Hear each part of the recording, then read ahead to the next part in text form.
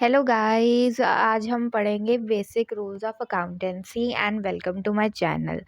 ये रूल्स इतने ज़रूरी हैं कि इसी पे ही हमारी पूरी अकाउंटेंसी बेस्ड है। अगर हमें ये 3 रूल नहीं आए तो समझो हमें कुछ भी नहीं आया। इसलिए ये रूल पढ़ने बहुत ही ज़रूरी हैं। इसी पे ही हम फर्दर 11th में ही हम रूल्स को मास्टर करते हैं। फिर 12th में फर्दर इसी पे ही पढ़ेंगे। आपने जो फर्दर स्टडी करनी है उसी में भी यही आएगा, चाहे आप बीकॉम करो, चाहे आप बीबीए करो या कोई और करो। अकाउंट्स तो आती ही आती है, इसलिए इसे पढ़ना बहुत ही या समझना बहुत ही ज़रूरी है। रट्टे लगाने से कुछ भी नहीं होगा, जितनी देर तक हम समझेंगे नहीं हमें कुछ नहीं आएगा। तो सबसे पहले हम जानेंगे कि हमें ये 3 बेसिक रूल आने से क्या होता है। जब हमें 3 बेसिक रूल आते हैं, सबसे पहले हम जर्नल एंट्री पास करते हैं, जर्नल एंट्री से फर्दर हम लेजर करते हैं, लेजर से ही ट्रायल बैलेंस बनाएँगे, उसी से trading and profit and loss account और फिर बैलेंस शीट बनेगी। ये बैलेंस शीट हमें क्यों ज़रूरी है, इससे हम अपनी फाइनेंशियल पोजीशन या फिर financial performance of our business देख सकते हैं। Trading and profit and loss account से हमें पता चलता है कि हमारा जो बिज़नेस है उसमें हमें कितना प्रॉफिट हुआ या हमें लॉस हुआ। ट्रेडिंग से हमें पता लगता है हमारा ग्रॉस लॉस या ग्रॉस प्रॉफिट। और ट्रायल बैलेंस जो है इसी से हम trading and profit and loss बनाते हैं। और ये बहुत ज़रूरी है हमारे फाइनेंशियल परफॉर्मेंस को जानने के लिए, इसलिए हम इसमें से कोई भी स्टेप को मिस नहीं कर सकते।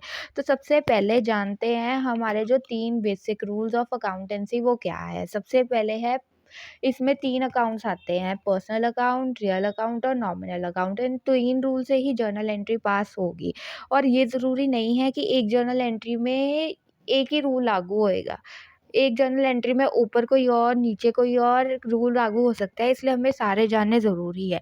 जो पर्सनल अकाउंट होता है वो किसी इंसान के रिलेटेड होता है, इसलिए इसको नाम दिया गया है पर्सनल अकाउंट। इसका रूल होता है debit the receiver, credit the giver.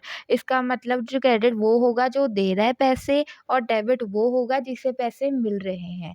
फिर है रियल अकाउंट। रियल अकाउंट हमारे एसेट्स के रिलेटेड है। हमारे एसेट्स जैसे कि कैश, बैंक, बैंक के बाद जैसे बिल्डिंग, बिल्डिंग के बाद हमारे और भी एसेट्स होते हैं, फर्नीचर, प्लांट एंड मशीनरी। ये सारे जो हमारे एसेट्स हैं ये रियल अकाउंट में ही आते हैं। इसका रूल होता है debit what comes in, credit what goes out. जैसे कि हमारा जो हमने फर्नीचर खरीदा तो हमारी जर्नल एंट्री क्या होगी, furniture account to cash account. इसका क्या मतलब है, फर्नीचर हमारे पास आ रहा है यानी what comes in debit, what goes out cash, तो उसको हमने क्रेडिट कर दिया। इसी तरह हमारा नॉमिनल अकाउंट है जो हमारा थर्ड अकाउंट है, जिसका रूल क्या होता है, all expenses, debit all expenses and losses, credit all income and gains.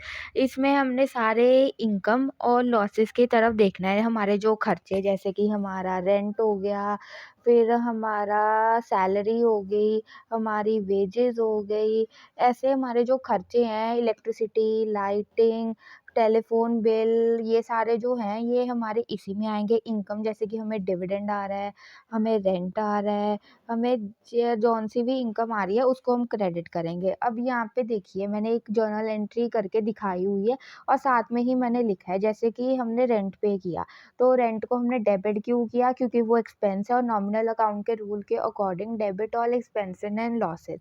फिर है हमारा कैश पे किया है, what goes out, real account का रूल। हमारा कैश जो है वो एसेट है, उस पे रियल अकाउंट का रूल लगेगा और हमारे पैसे जा रहे हैं, इसलिए हमारा जो कैश है उसको हम क्रेडिट कर रहे हैं।